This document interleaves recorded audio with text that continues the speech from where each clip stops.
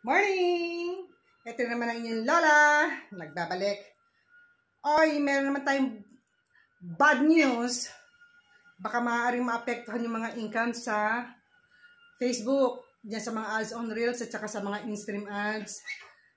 Dahil nag-notif sa akin si Lolo Meta. I don't know kung pati sa inyo nag-notif. Siguro, I think, nag-notif na siya sa lahat to. Dahil worldwide to eh. Starting October 6, October 6, ano na ba tayo ngayon? September 8 na. October 6, magkakaroon na naman ng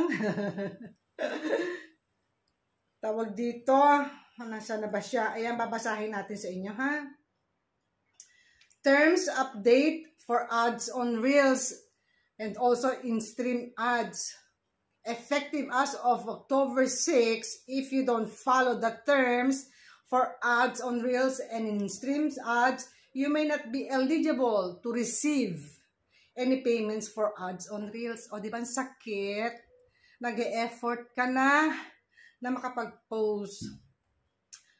Para siyempre kumita. Lahat tayo gusto natin kumita. Sino ba naman ang hindi gusto na kumita? Lahat tayo.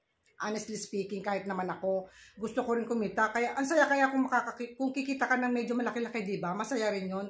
Dagdag panggastos. So, ayun. Yun ang bagong condition or bagong terms and condition ni Lolo Meta starting October 6. Kaya po tayong lahat, dyan sa mga nagpo-post na mga reels at saka na mga long form, ingat-ingat na po tayo. Dahil sayang lang ang effort natin. Kung magkakaroon ng violations, hindi niyo tayo babayaran kahit isang sentimong duling. Gets nyo, guys? Di ba masakit-sakit yon? Kaya ano pang gagawin natin? Siyempre, ingat-ingat sa konting pag-upload. Ang lola nyo rin, hindi na rin ako susunod sa mga uso-uso. Ano ba yan, mga uso-uso na yan? Ayan, daldal lang tayo sa harap ng camera. Baka sakali ma-enjoy nyo pa. Ganyan na lang. So, I hope guys, naka-receive kayo ng ganitong notif. Hindi lang ako.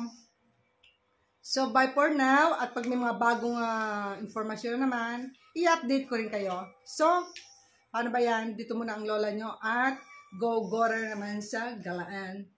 Ciao everyone. Keep safe all. Ingat-ingat pag may time. And I love you. Bye. Ciao.